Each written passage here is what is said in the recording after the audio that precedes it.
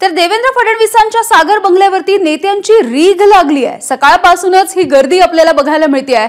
चंद्रपूरचे आमदार किशोर जोरगेवार, शिवसेनेचे आमदार किरण सामंत, तानाजी सावंत, संजय राठोड, राष्ट्रवादीचे प्रदेशाध्यक्ष सुनील तटकरे, गंगाखेडचे रासपचे आमदार रत्नाकर गुट्टे, राणा जगजितसिंह पाटील, नरेंद्र मेहता या सगळ्यांनी सागर बंगल्यावरती हजेरी लावली आहे। पण हे नेते आणि आमदारांची सागर बंगल्यावरची ही जी मांदियाळी आहे ती देवेंद्र फडणवीसांना शुभेच्छा देण्यासाठी आहे की मंत्रिपदासाठी इच्छुक आहेत म्हणून घेतलेली ही भेट आहे, हे अद्यापही गुलदस्त्यात आहे।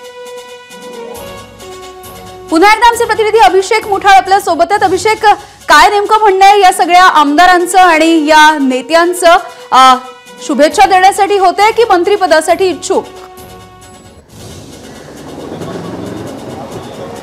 नक्कीच यामिनी, यामध्ये जर का पाहायचं तर सागर बंगला हे एक आता सध्याला सत्ता केंद्र आपण म्हणू शकतो। एकूण सत्ता स्थापनेनंतर एकूण काही गोष्टी ज्या आहेत त्या घडामोडी ज्या आहेत त्या घडताना पाहायला मिळू शकतात आणि त्यामुळेच अनेक नेते मंडळी असतील ते देखील इथं आपल्याला येताना पाहायला मिळत आहेत। देवेंद्र फडणवीस हे भाजपचे वरिष्ठ नेते आहेत एकूण राज्यातले आणि त्यामुळे सगळे जे काही आमदार असतील ते देखील इथं सदिच्छा भेट घेताना देखील दिसत आहेत। अनेक जण येताना आपल्याला दिसलेत। एकूण जे चंद्रपूरचे आमदार असतील किशोर जोरगेवार असतील, राष्ट्रवादी काँग्रेसचे प्रदेशाध्यक्ष सुनील तटकरे असतील, शिवसेनेचे आमदार किरण सामंत असतील, ह्या सगळे मंडळी इथं आपल्याला भेटीगाठी घेताना पाहायला मिळत आहेत। एकूणच कुठेतरी सत्ता केंद्र हे वर्षावरनं सध्याला सागर बंगल्यावर शिफ्ट होत आहे का, असे एकूण ज्या गोष्टी आहेत त्या समोर येताना दिसतात आणि त्यामुळेच या काही भेटीगाठी ज्या आहेत त्या होताना दिसतात आपल्याला। अगदी अभिषेक, धन्यवाद या माहितीसाठी।